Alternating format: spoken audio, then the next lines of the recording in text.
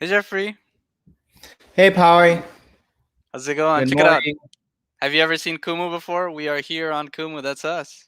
We're Yeah, live that's right great. now. I've heard it's growing such great popularity there in the Philippines. It's nice to see that it was developed there and it's starting to go global now. Yeah, dude, it's crazy. It's crazy. A lot of people are on Kumu now. Maybe you'll try it out after this. Oh yeah, definitely. I'm about to post on our socials. Thank you so much, everyone, joining us from wherever you are. We'll get this show started in a couple of minutes, but please share this live if you will, or at least send us over some hearts. We'd love the support. And we're gonna get this started in a second. I already shared the link on my social. Nice. I'm tagging you on Instagram.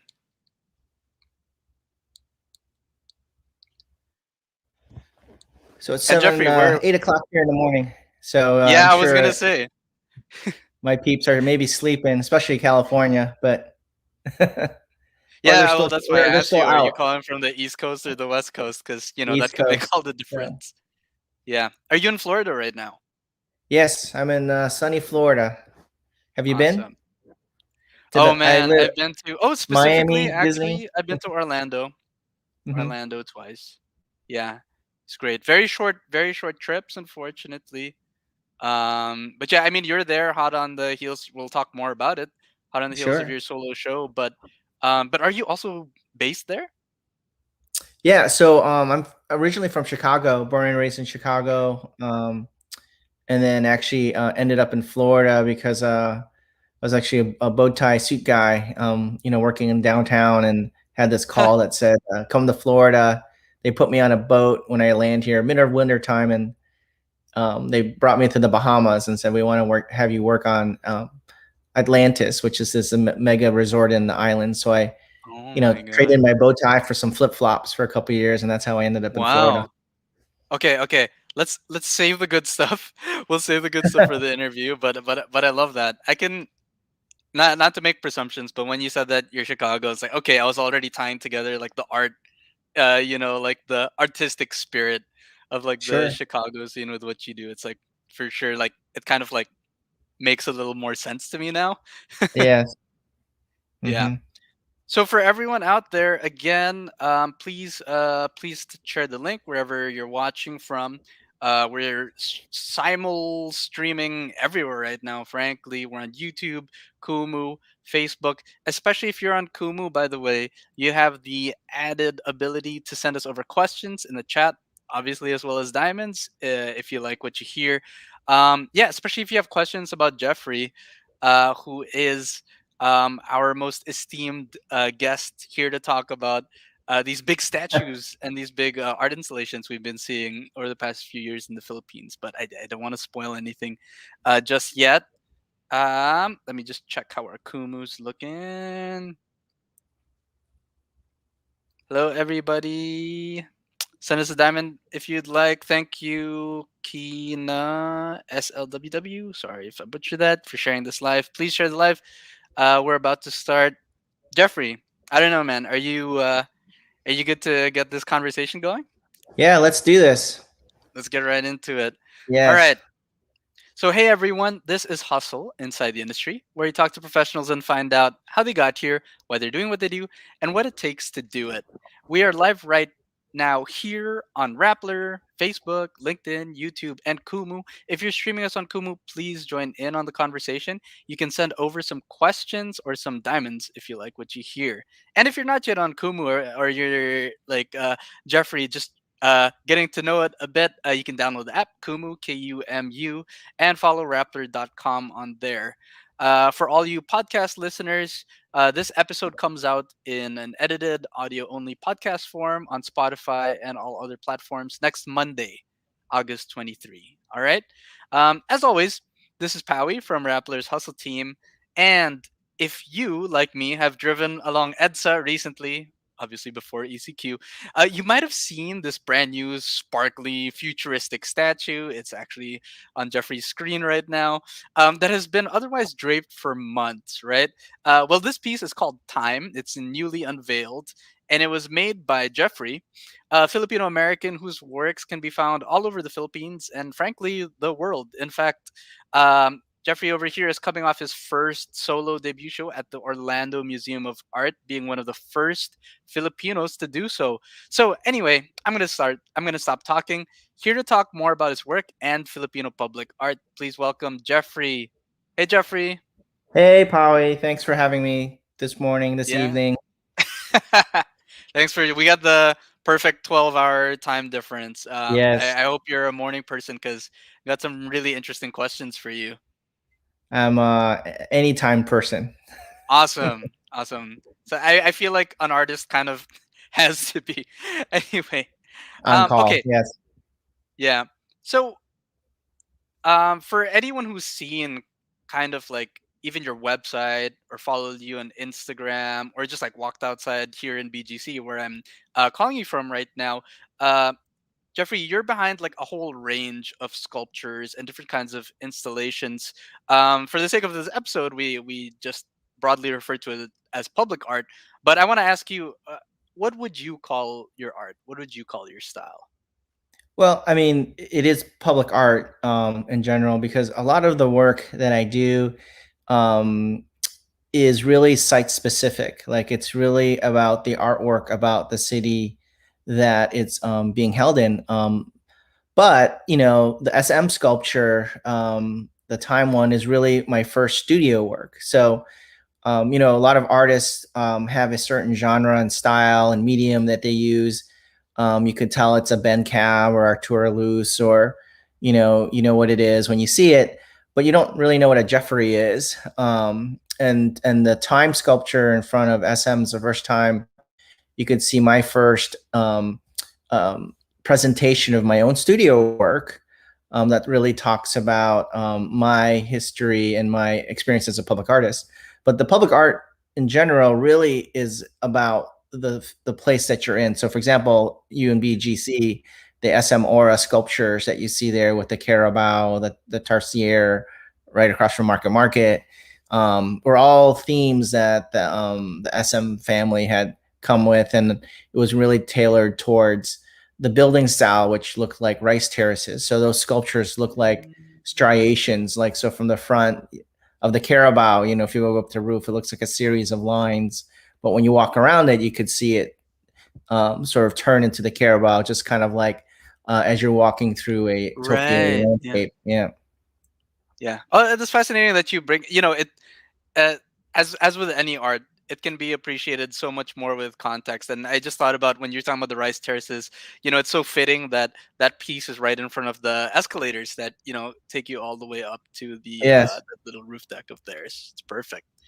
Um, okay, so honestly, I just got like a bunch of questions erupt in my head from that. By the way, if you're watching, especially from Kumu, you can send some over because I'm sure we have a lot to dig into with Jeffrey over here.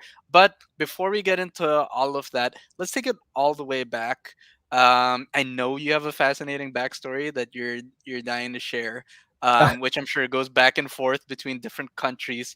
So why don't you tell our audience, wherever they're watching and listening from, how you first got into this kind of art? Like, how does anyone get into this kind of art? And how you cemented like a very specific career out of it. Well, we all are artists when we are little, right? We're always drawing and we're all creatives, whatever, whether we're in the entertainment industry or the physically drawing or design or architecture. So we're always in creative. So, I think when I started off, I studied at the Art Institute of Chicago. So I'm from Chicago, first generation Filipino. My parents are from Laguna and Ilocos, hardworking Filipinos. And I think the whole idea is that, they always want your kids to be a doctor, nurse, engineer, um, very much what the stereotypes that Joe Coy always says whenever if you watch it. Yeah. He's comedian. But I actually started in medicine, and then decided to do art and sculpture. Studied urban design and architecture is how I I see. started. Okay. And then my whole art career only started miraculously only 10, 15 years ago, when I had a heart attack in age 30, triple bypass Oh my surgery gosh. in Wow. Miami. And that's sort of what changed my life. So I was like, what have I left in this world? And decided to go into art. And so in the States, public art or art in general is funded through a percent for art program. So each government building dedicates like 1% towards art, and they do design competitions. And so Oh. someone who was in doing context-based design in architecture and landscape architecture was always creating things that about where the context or the region these were located. So, a couple hundred people always apply for these competitions. In my first year, I was a finalist on 12 all over the US. You hope Wow. to win one. I won 8 in my first year and was the fastest artist to break the $1 million mark in my first year, not only as an artist, but as a Filipino too. So That's crazy.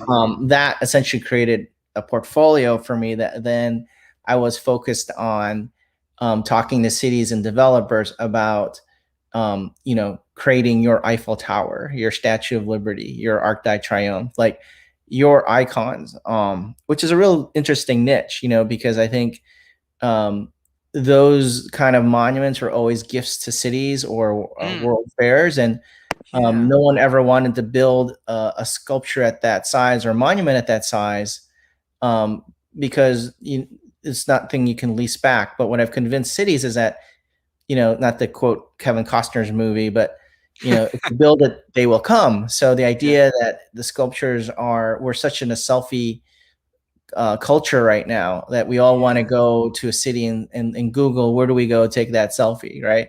Right. And so if I can create those icons for those cities or those postcard moments, then the businesses around these sculptures or icons actually pay the sculpture itself and pay the city itself. Yeah. So Yeah. that's actually how I started my career, in terms of where I am at now. And I think the interesting about the time sculpture is that people are driving it along EDSA, and it's this idea where it's about time and the preciousness of time, and you're sitting there in traffic. I think Yeah. that's Yeah. one of Yeah. the first things I Oh learned is my this gosh. idea of Filipino time, right? It was, I was about to say, like, we always talk about driving through EDSA, but it's you're rarely driving through EDSA. You're just, for the most part, you're just sitting. yeah. Wow, that's what I learned so much just from that first answer, and you really got me thinking. It's true, when we think of these uh kind of defining um, monuments or defining tourist sites for a lot of cities. They're actually not native to their land, and yet that history is lost on most of the tourists. Right? When you think of New York, you think of Statue of Liberty, yet it's not from there. Right? It's Yeah. it's not. It's technically not even like American in that sense. And I think you did answer another question as well, um, which is like me trying to figure out like how does we, as you know, we have a lot of artists here in the Philippines, but like, we tend to use um, mediums, like more immediate mediums, like pen and paper, painting, and stuff like that. And I guess since you specifically have an architecture background, urban design, those are kind of like the elements that need to be considered when doing this kind of art. So I guess my next question to you is, um, like, how does one typically was your path like the traditional way, like you really have to like learn that stuff in order to get into this business, so to speak? Like, how do people start building a portfolio of these larger than life works? I'll be honest, probably I don't know. Like Yeah. I am very honored and blessed. I think it's one of those things where I really marketed the idea of how public art can create economic redevelopment for cities. The Bean in Chicago, Yes. which is called Cloudgate, cost $25 million, but then it paid itself in 5 years back Wow. because of the amount of tourism that's come to see it. But the bigger thing is that the brands come and sponsor it. So, for example, a billboard on a typical U.S. highway is like $300 to $400,000 a year for an Sure. average typical advertisement. they're all interested in being parts of these places where people will take a photo or selfie Mm, and hashtag. yeah. And so if next time you go to Chicago, if you look, there's a sign where the sculpture the bean is on, and it's on AT&T Plaza, Right. Right. which AT&T is has the naming rights for all those people that are coming there. So brands are being smart about, like, yeah, wherever people are hashtagging or photoing, that's where we should go. So like, for example, the Carabao, on the roof, was featured on, you know was honorably featured on Mabuhay magazine, which Mm, was, and see that it. was really because of, you know people were trying to, Mm, so next time I'll read an airline magazine, they show you what cities that they go to, but where are the destinations, right? And so to actually be on the cover of that, was perfect. really an Yeah. honor. So I think in terms of how I got, how do people get into it? I think, for me, the larger I did, I had to have some sort of pragmatic side of, and not just being an artist, but understanding how things got built. So I don't lose that charm of actually being an artist, where I do go in there and still build the clay models. Mm, brilliant. But then I take it to the next level, where then we're 3D scanning it, and then we're printing large foam scale models, to then, this piece that Got you it. will see over on EDSA over by MOA, that's up now. But you see that where I'm actually up on a scaffolding, and we're actually hand forging, you know, all the And pieces by around the that. way, where were you? Where was all that work taking place? So I have a team that I work with, in Beijing. Um, Wow. so I used to Not even do it a here. lot here in the US and in New Yeah. York. Yeah. But then I found better relationships over there, just because, a lot of my work now is in the Philippines, and for me to ship it, Yeah. all the way there, Oh my gosh. Wow. was much more difficult. So, um, but I think there's, this piece right here, which is called the Victor. This will be 24 stories tall. Wow. Uh, Where is that? so this will be in Bridgetown. Mm, So it's the new Robinson's development, over right. by C5 and Ortigas.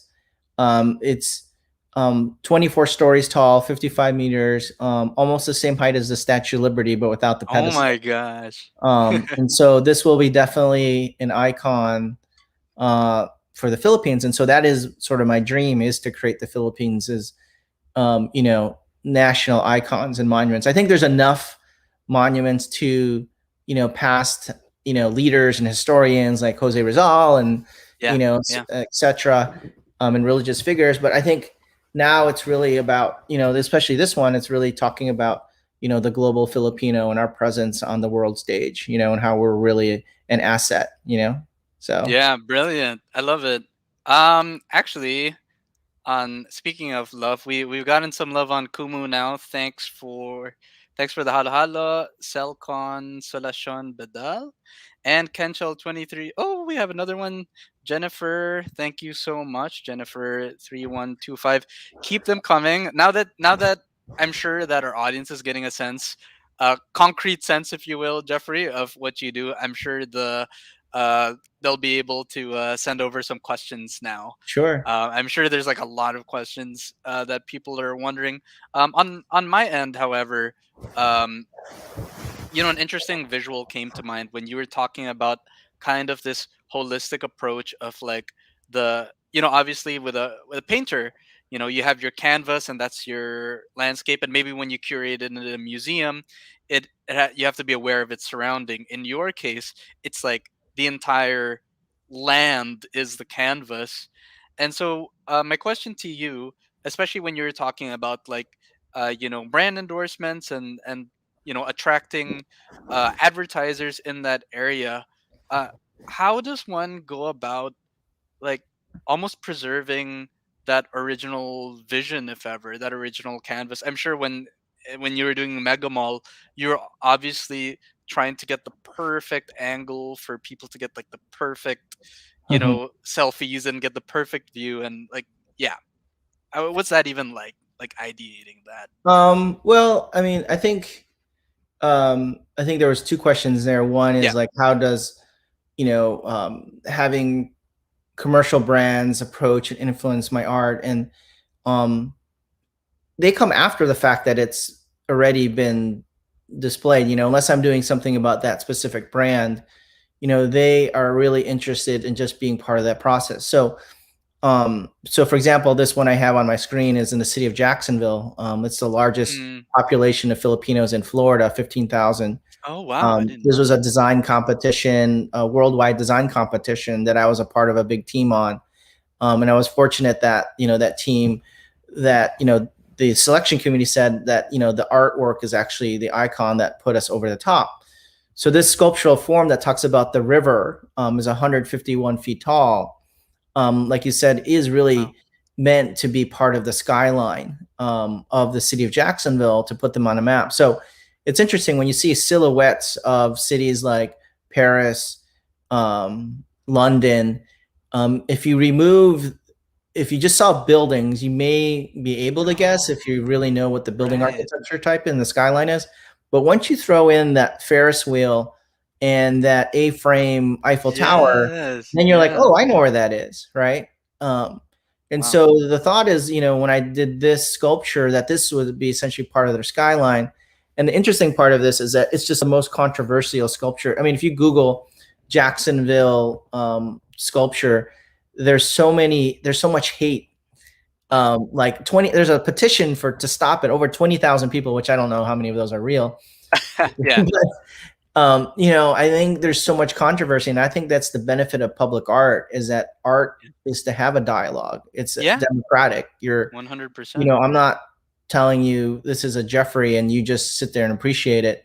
And that was the hardest thing about the SM sculptures. I really wanted to pick a position or this idea of what I think makes sense and still do it in the same kind of vocabulary as what I define as a Jeffrey, signature sculpture, versus this sculpture, like behind me, as you see, is really about the city, and they are just so frustrated. I mean, it's just someone actually even Wow. got a tattoo of it on their leg, even Wow. before, yeah, the image. No, Yeah, it's the tattoo. gorgeous. I'm checking it out right now. Yeah. Wow. So if you Google It's Jacksonville, huge. I think that is sort of, another defining. And the other one is, I'm working on the world's largest heart, which is 100 feet tall. Oh my Um, gosh. Yeah, we so have a lot of hearts here. We have a lot of small ones, right? yeah, yeah. Yeah. Well, that's Yeah. definitely an Ayala thing. So Ayala Yeah, loves doing the that's true. hearts. But I think the interesting thing is that within the design industry, I'll tell you, it's really hard working amongst. Usually you come to the Philippines, which so I started coming back to the Philippines like only 10 years ago, and I could tell you that story. But it's hard. It's actually the one success that I have is the fact that I can work with multiple developers, and Yeah. usually you have to pick, right? Right. Because No they're all one very competitive. But for yeah. me, I think art is very democratic. That it's art for everyone, Brilliant. and my whole thing is that when you go to great cities, you do have the London Eye Ferris wheel, and then across the river is Big Ben. But Yeah. nobody really knows that. Oh, that's one private developer, and that's another private developer. They Right. just see it as a region, right? And I think Wow. we really have to look at the Philippines as a series of regions or districts, and it doesn't matter who's part of it, whether it's Mega or Ayala or SM, that they all need to contribute to the art scene, because once you're in that district, once you cross that street to the other developer, no one really knows, and I Yeah. think you Yeah. just need that influx for that district to happen and be successful. Brilliant, brilliant. Yeah, now come to think of it, like even some friends of ours who are mural artists was like, oh yeah, she has one in Glorieta as well as Aura, for instance. So yeah, I never thought of that too. Speaking of the design industry, and you mentioned these competitions, uh, just paint us give us a bit more of a picture on what that's even like. If I might recall, if forgive me if I'm mistaken, but you've done stuff on at like Burning Man, for instance, right? Or like those kinds of things, or no? Have you No, done not like yet. festivals? So I've been approached to do stuff at Hmm. Coachella. My Coachella, first, that's right. actually, and my first opportunity was to do something for a brand new festival, and it was for Richard Branson for Virgin Fest. Wow. So Virgin Fest approached me and said, "Hey, we're going to put our annual festival together. We're going to have Lizzo as our headliner. Can you create the environment for this with a series of art installations?" In Coachella, there's like maybe 10 or 12 artists, Yep. whereas in Virgin Fest, I would be the solo artist, So that was an amazing opportunity. I had these Wow. great astronauts, but then because of COVID, everything kind of went to just like everything. So Yeah. hopefully it'll happen again. But if anything, I actually have a series of astronauts now. That's going to be at Well, my new actually, pop up. yeah. I mean, my follow up question to that is like, where do these event specific installations go afterwards? Uh, it's I think of it almost like like a music festival is like kind of an art show is like a music festival or a show that it just goes on tour, right? So Mm, mm. the Orlando Museum of Art show ran its course for like 3 months during COVID. Had 33,959 visitors, which was one of the largest attended Wow. shows. Wow. Got written up, was really amazing. And then COVID hit again. And so where it was supposed to go next was essentially on hold because they essentially took shows from 2020 because museums were closed, right? And so, on that schedule, they had scheduled artists. And what happens now, the work that you'll see in 2021 or 2022 is really shows that were supposed to be for 2020. Yeah. Yeah. And they've sort of, Got so that. my whole schedule got messed up, but pretty soon I'll be able to announce well, two things. One is I'm having a pop-up, my very first pop-up. It's a Ooh. very high-end mall. I think it's similar to like something like Greenbelt 5 where Mhm. next door is Louis Vuitton and Gucci, and I have this like Where huge where space. It's where in is it? Orlando. Oh, in It's called Orlando. Millennium Mall. So I'm going to have parts of my exhibit there as well as my new works that are more painting oriented, Oh, flat work. wow. But then uh, it's going to run its course through the Christmas season and beginning of first quarter next year. But then the fall of 2022, there'll be a big announcement that I'm finally going to do my first solo home show, art show here in the Philippines, home in the Philippines. Wow. Yeah. Fantastic. Yeah, we're So looking that's going to forward. be big. It's going Yeah, to be, yeah, I can't yeah. say where yet, but it's going to be in one of your museums. Um, Woo! that'll be very exciting. So, Yeah, we'll look out for that. So you said the magic buzzword several times, which we're gonna get into, which is the pandemic, right? And I'm sure, as we said prior to this interview, I'm sure that's been a factor as of late, especially with your work here, including this latest piece, "Time," with Mega Mall. So, kind of, why don't you tell us how else like the pandemic has affected how you work. Actually, on an interesting note, I also saw on your Instagram, you kind of also owned, you took ownership of like the pandemic look a bit. I saw you had like a Louis Vuitton face mask. I thought that was a nice uh, touch. But yes. yeah, how did the pandemic affect maybe this timepiece time, and and the rest of your work? Well, in general, I think for all of us, it was really a pause, right? I think all of us were busy before then. I think the economy was great all over the world. People were doing their thing. And then Yeah. all of a sudden this pause in life happened.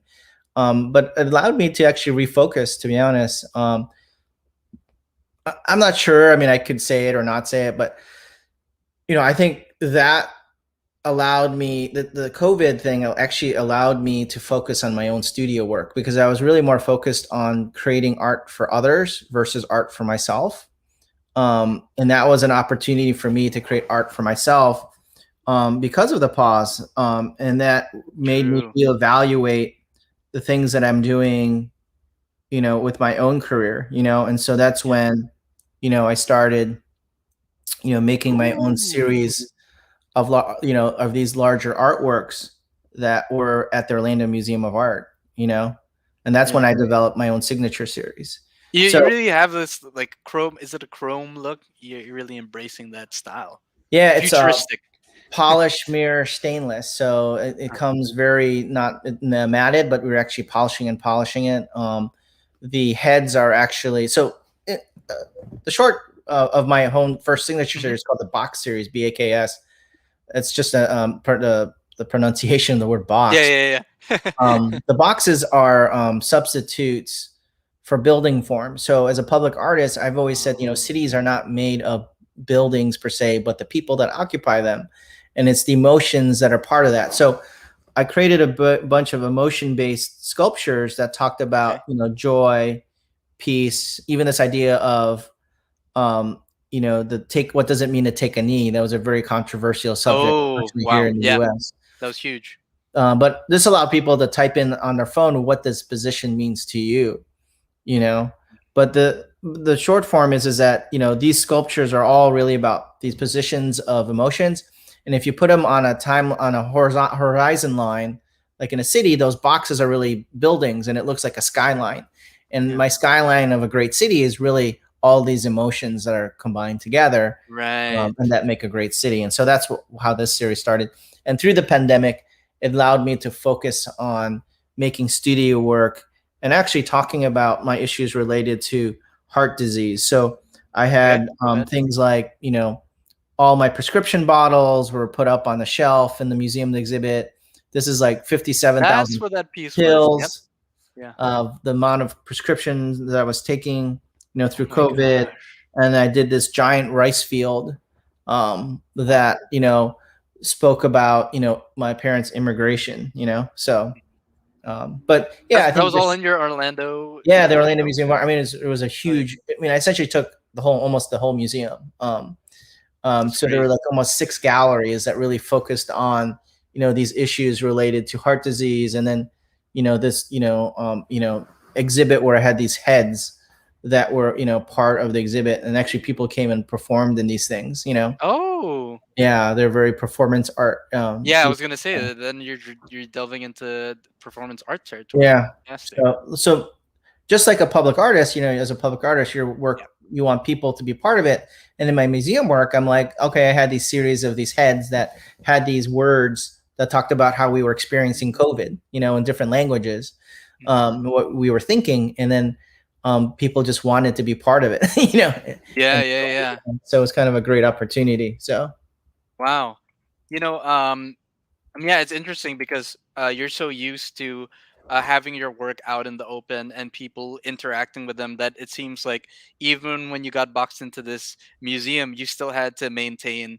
You somehow needed an outlet to preserve that level of yeah, it's funny. interaction. I still needed scale, so I was like, I needed the whole museum, right? I mean, Yeah, yeah, yeah. which is that's why I'm like, you know, I have to pinch myself because I am very honored. Usually, you know, artists are given like this one room, but you're sharing it with 10 other artists, right? Yeah. Where I had like five galleries to myself to create these experiences. And it was a tribute to the Orlando Museum of Art and trusting with their curator that, you know, the show is really important that talks about, you know, with issues with heart disease, immigration, and public art. And um, hopefully this is what I'll be bringing to the Philippines as well when I do my solo show there. Woohoo. So Yeah. I think it's an amazing opportunity. And you know, you mentioned earlier about, you know, there are a lot of artists in the Philippines, and I think that's what I realized is when I started coming there and I started working with these other developers in cities, like, you know, why are you talking? I mean, you have so many amazing artists here. You know, Hmm. BGC created an amazing, you know, you're from there, art Yeah. program with the murals and everything Yeah. that's all Lots of over. murals everywhere. All right. Yeah, and actually, my first project was there at was downstairs at BGC Net. It's called, well, it was called Net Net Lima. Park. Yeah, Net Yeah, Park, Net but it's Park. called, Yeah, yeah, yeah. yeah. So I did that little park outside, and that's where one of my first sculptures is supposed to go. That's why that big green area is Yep. below I'm always the there. Moore House. Yeah. So Yeah. You know, that's a fascinating piece because I do have to explain it to a lot of people because it's one of your more subtle pieces in that it's so integrated into the environment. Like people sit on it. Sorry, I yeah, don't know if yeah, people aren't allowed to sculptural. do that, but people Yeah, sit on it without skateboard even on it. thinking twice. Yeah, but it's fascinating. It's a mosaic hill for anyone who might have seen that. Um, But you there's a know, also, placeholder there. The reason for the big lawn is there's supposed yeah. to be a giant sculpture that's supposed to go there. Oh, Yeah, actually, I think you might have mentioned this before. Yeah, they use that empty space at times for more temporary fixtures for sure. like if it's like Christmas, have Yes. like a little Christmas thing where people Mhm. can pose. But anyway, um, after what you said, also, I thought your time sculpture outside of Mega Mall is all the more poignant because of its theme and just how you were talking about the traffic earlier, but then given what's happened with the entire world with Hmm. COVID, it's really um, this it couldn't have been timed better, really, No, when you unveiled this piece. I think it's the interesting, back to the COVID thing. I think people, um, I've been in the news a lot lately because all these sculptures being launching simultaneously, Yeah, but they were supposed to launch different times, but yeah, when COVID started being relaxed, then that's like, oh, we got to launch them. And that's why, for example, I don't know if people notice, I mean, there was a big tarp on it for like many months, yes, and they were just waiting for me to come. That was yeah, the reason why it was covered. So I was getting all these memes, which was funny. Like it was like a scary monster or a ghost or a shroud to Mother Mary or Henry C. yeah. Yeah. Because Mother Mary was just down that is right nearby Yes. the big statue down there. Yeah, Hmm.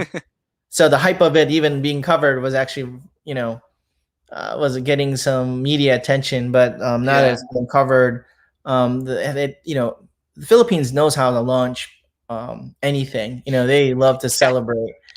Sometimes here in the States we'll get a ribbon cutting and some donuts, but there you get like full on, like, Oh my artista god. host, beer, wine, after So wait, party. so did you come down? I'm sorry. Did you end up coming down for that for the No, unveiling? so the reason it was covered for so many months is they were waiting for the pandemic Hmm. to settle, but but there's the restrictions there. I mean, even if I would stay at the Ritz or Shangri-La or something, Yeah. I mean, I don't want to be stuck in a hotel for 7 to 10 days. No, it's just it's quite a hassle. I did the trip earlier this year. It is quite the Yeah. hassle. And Yeah. so my time is valuable. Everyone's time is valuable, right? And just Yeah. be stuck in a room. That's why we have the statue. Yeah. It's just people to remind you of the time. And I think, the chrome it's not chrome, it's actually just polished mirrors. Right. The amazing part of it is that, there's all these videos and shots of from this angle, of like traffic passing through the sculpture, Yeah. so Yeah. it's a lot of my sculptures are the figurative forms are emotional based, but it's really to remind people that they're being reflected within, so Mhm. you're reflected within an emotion itself, and that's why the mirrored finished. Awesome. Well, anyway, this is we've got a couple questions left, but also maybe time for anybody who has anything to ask uh about public art or art in general to Jeffrey. Now's the time. Please send those in the comments section. Jeffrey, you talked about the the local art scene here and kind of like your unique angle on it, or the current landscape is from your perspective. So I'm interested to dig into that. Like, what would you say the current landscape is for local artists, especially those who maybe want to delve into the things you're doing? What kind of opportunities are there for them? Yeah. I mean, there's lots of opportunities. I think what happens is what I've tried to do is, the traditional route of an artist, there is, you do artwork, you do some sort of show, whether it's a pop up, then you get into a gallery, maybe you do Philippine art fair. Um, Mm-hmm. but for me, what I've been trying to do with helping, I've developed a lot of relationships with great, amazing local artists, younger artists like Olivia de Overville. She's a French Filipino artist, or Yeah. Oh um, yeah, yeah. Fantastic. um, Yeah. and some other Yeah. folks. And I've essentially introduced them to developers, even folks like Solen, who's an artist, Yeah. or Hart. I think artists there are thought of as maybe as an afterthought sometimes, where, okay, whenever we have space at the end, Mhm. let's put a mural or a sculpture here. Where I'm now convincing developers to, um, bring in artists. Like, for example, the Yeah. Conrad. If you've ever been to the Conrad, the new Yeah. SM hotel, Sure. a lot of that was a curated function, and I was sort of, not necessarily involved, but influential in the idea that, once SM started hiring me to bring me on as a public artist, it got to a point where I had to kind of say no to certain things, um, just because of my time and busyness. But I wanted to say, it's time for you to look. integrate local artists, Yeah. and let me Yeah. show them how that you can turn something that is maybe a paint into a three-dimensional component, Right. or how to integrate their art with inside the building versus, to be honest, a lot of the murals in BGC are on facades that will be covered by a future building, you Yeah. know. I um I I have one in mind already. yeah, so That's why right don't we near make me. the Yeah. artwork not something that hides something that is a Yeah. mistake or ugly, but have them be the feature piece in your lobby or as Yeah. you enter the site. So you know even with my work here, in the US, like, I think my goal is, because I've been blessed of all the work I have in the Philippines, is figuring out how to bring other artists from the Philippines here to the US, Oh, wow. um, Yeah. and get them involved in certain projects, because that's all it takes, is someone giving you a chance, right? Yeah. And with my large scale stuff, when you say portfolio, yeah, I mean, once you build your first, one story or two story, you're like, ooh, that's big, and then you start going bigger and bigger, and now I'm at Yeah. 24 stories. So once you do one at that scale, and I'll quickly say that, I mean, the one of the things I have to learn when you get to that scale is this idea of engineering. Like, you have to Yeah. understand that things have to be built in a way that with safety in mind when you get to a certain scale. And I think that's sort of one of the reasons why, from my past background, I've been able to apply as an artist. Yeah. So. Actually, a little follow up to that thought. Do you have also any interest, because you clearly have an advocacy here also to uplift the scene? Do you have any interest in educating artists on that side of things? Because again, going back to the start of this conversation, there is clearly uh, a level of architectural and engineering acumen when it comes to doing these works that I feel like many artists in the Philippines wouldn't have. So is that something you're interested in helping advise them on? Oh, sure. I mean, not only that, I mean, that's only has to deal with scale issues. I mean, I think, doing art here in the Philippines, I mean, the US is different, because here in the US, I mean, if you trip over a sidewalk, you sue the developer. If Mhm, you trip mhm. in Manila, you're just an idiot, so, Yeah, yeah, or an accident, right? We're so legal happy here in the US that, as an artist, or a designer, you're forced to almost do those kind of things that I avoid see. lawsuits, right? Yeah, But, I think that's the idea of public safety and health minded, kind of as a concern. But the other things I think I like to teach other artists is that, you know there's a very much a creative side, and I can definitely say that, there's many creatives in the Philippines. The only things that sometimes are lacking to get them to that next level is, one is, they don't know how to talk about their work, mm, so they become very, not necessarily introverted, but they don't know how to necessarily speak or explain their work. And people sometimes are more about, not necessarily, you know the art itself, but the person behind it and the process and the idea behind it versus the actual execution. The yeah, execution is sometimes just eyes of the beholder, right? But if the story there, the people love stories, right? And yeah, then the other thing is just the business side of art. I just think people don't know business side of art as well as schedule. I mean, these cities and developers are not like, you know, artists mm, be like, oh, I'll get to it when I get to that's it. true. The inspiration will come when I come. By that, then they move on to the second person, right? Yeah, So I think I see. people of money or influence want to know that, that are trying to do something that is about a building development under construction, is they want to know they can work with someone that's going to get their work in on time and on budget. They just don't have time for someone to kind of be, there's a level of creativity that is needed for artwork, but at some Yeah, point, maybe that's maybe the beauty of my career, is that I don't really mull over a certain piece. It either comes to me or doesn't come to mm, me, mm-hmm. and I like to execute it pretty quickly. I So. see. There's like a practical element to your approach. Mhm. Um, Speaking of that, and then we're wrapping up soon. Onto the future. Where do you see yourself headed next? And you have kind of uh, mentioned like some other mediums you've worked with. You mentioned like painting and stuff like that. We haven't even talked about the digital space. So yeah, my question is, what kind of things are you, what projects are you looking forward to next, and maybe what kind of projects are you even open to exploring? So, um, it was interesting. I did an interview before earlier, and they were asking who my favorite artists are, my peers are, and I was naming people in sort of the design space that were crossing all disciplines. So someone like you know Maya Lin, who did the Vietnam Memorial, but then started out in architecture and now is doing public art installations. To Christo, who's doing the giant Oh, installations in yeah. New York with the Gates project. Um, but one of my influences actually this is Virgil Abdullah, who I've known for a while. So Virgil was sort of a stylist and fashion designer and almost a DJ for Kanye West, Mhm. and the guy who then exploded and developed Off White.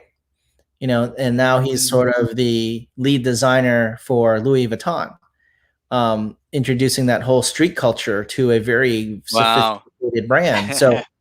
So my whole thing is like, for me, it's like, you know, I've been not pigeonholed to, like, for example, if you call yourself an architect, you're like thrown into doing buildings only, right?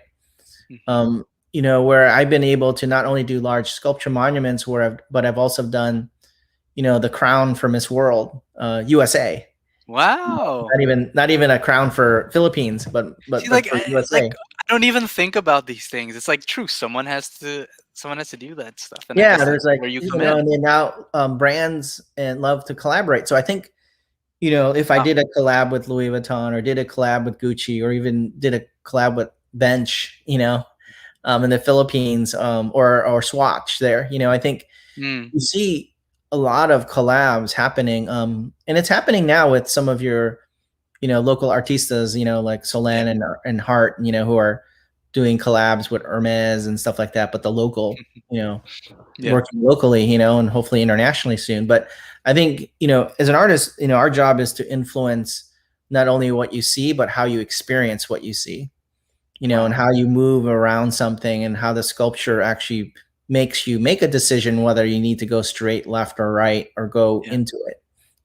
Seems a little too deep, but how can you influence that in terms, take those skill sets and do it in other sort of genres, Yeah. like product design, Yeah. or architecture. That actually does make a lot of sense to me because I do think we're currently living in a heightened stimulation world where almost everything's interactive, especially from a digital standpoint, to the point that this is how a lot of the people born into this world today are expecting to interact with the world around them. They're expecting everything to have like multiple dimensions. So yeah, that totally makes sense. Anyway, last question for you. You dropped a lot of gems for us today. Any last bits of advice you want to leave for our Filipino artists, especially maybe some of those who might want to tinker and explore uh, with the kind of larger than life projects like yours? Well, I mean, it's interesting because I just put this slide up, Yeah. but it's really trying to figure out how your art can actually influence, um, things that maybe are experienced in different ways, um, that are sort of, on the unexpected. So, for example, this is a parking garage, that has Wow. digital mapping and projections, and it's That's like crazy. was posted in the New York Times, and so I sort of made something out of nothing. Yeah. And the interesting thing, a part of it is, like, last year, somebody actually proposed in front of it, Yeah. just like you would Of do in front of the course. Eiffel Tower or Statue of Liberty. Like, but Yeah. I kept reminding myself, oh my God, they just proposed in front of a parking garage, right? Right. Right. But I think, you know, art is there to, create uplift and excitement, and the unknown, right? And so, it's easy to sort of do this idea of plop art, create your art in the studio, and just stick it in the middle of some giant field, right? Yeah. Depending on what field it is, like maybe it's in Netherlands or the tulips of Holland. But I think we don't get those opportunities. So I think if there's opportunities in today's living where, you take elements that we perceive as, the um, the things that we don't think are beautiful. I think beauty is Yeah. the eyes of the beholder, but to make something out of nothing, and I think, artists are doing a lot of that stuff in BGC. The other thing I would say is, just learn the business side of art. Know your, if you want to live as an artist, right? Hmm. And not a hobby, you have to understand the business side of it. And also, sometimes you got to be real too. You got to check yourself. Mm. Um, there's lots of opportunities. When I first opened my first solo art show, and gallerists were coming to me and they wanted to put prices on these things that were like, you got to be crazy, Yeah. like, I mean, I do it based on, materials and purchase of materials and my time and all that stuff. But sometimes, you see works of art, and I'm not saying price doesn't have a value, but especially for the emerging new artists, is that the biggest thing for you is you want it to actually be seen, right? Yeah. And if you're pricing yourself way up there just because you think you deserve it, Hmm. I mean, that's fine, but it's never going to get into someone's house that someone can enjoy it. It's never going to get into a hotel. It's never going to get into a corporate office building. That then your brand or your ideas are being sort of expressed, and that's the idea of an artist anyway. Yeah. And I think people lost the light that, although I said you have to figure out how to make it as a business, sometimes you have to understand the reason why you did art was just so you can influence this idea of change and Yeah. inspiration. And if you're pricing yourself way up there, then it's not going to be seen anywhere except in your house, so, or in your Yeah. studio. Yeah. Brilliant. Brilliant. Well, a lot of things to take away from that. Thank you so much, Jeffrey, and thanks for everyone who sent diamonds. If you really liked what you heard, because we only have our ending segment left, please send some last ones over. Anyway, we're gonna wrap things up now, as we always do, with our play of the week. We talked a lot about work. Now it's time to talk about play. Any fun activities or recommendations for our listeners to unwind from the busyness of business? Let's see. I mean, that's personal preference. I think in the Yeah, yeah. COVID, we were kind of stuck, right? And so I actually, an artist during the day, but I do love sports, but, I started playing a lot of golf. But I Wow. started Yeah. picking up this sport called pickleball, which I don't know has made it over there or not, but it's a converted paddle sport, essentially, that takes half a tennis court, with Yeah. this little ball, this plastic ball, that no matter how hard you hit it, it still will go the same speed because it's Yeah. just like a wiffle ball. Yeah. But it was interesting because I belong here, um, in a place where I was playing, where there was these high end athletes, football, professional NFL players, professional It's true. golfers. Oh my gosh, Um, college football is huge there. Yeah, and I was playing with these sports athletes in a Yeah. sport where there was nothing else to do, and this became very popular. It was funny because Sports Center said we could have done a segment where it was just us all playing pickleball because they Oh were like my no other gosh. sports going on. But I think, that was a good kind of thing that I like to do to refresh a little bit, That's fun. and then obviously, binge watching on Netflix or any of Sure. these things that are Well, coming what you got? What up. Netflix shows are on your queue? Uh, no, I've been funny is I've been watching a lot of the Avengers, Oh, series, from yeah. Disney Plus, Yeah, yeah, yeah. the Loki series to WandaVision. So Yeah. it's interesting how these storylines have evolved from the main movies, but Yeah.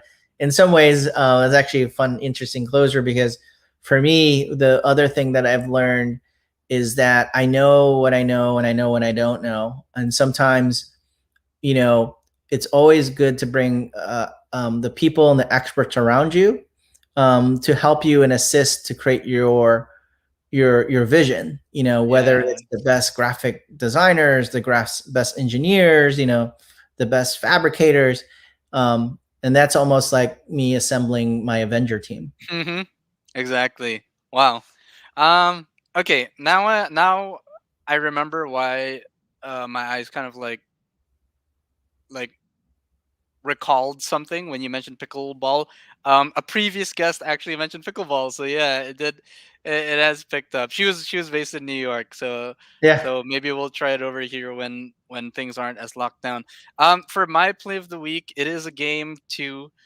Something that anyone can play as long as they got an internet connection. I guess I played it with our team here at Rappler. We had a lot of fun time.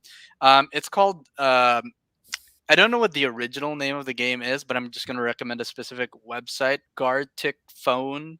It's like garlic phone, but instead of L, Hmm. it's T.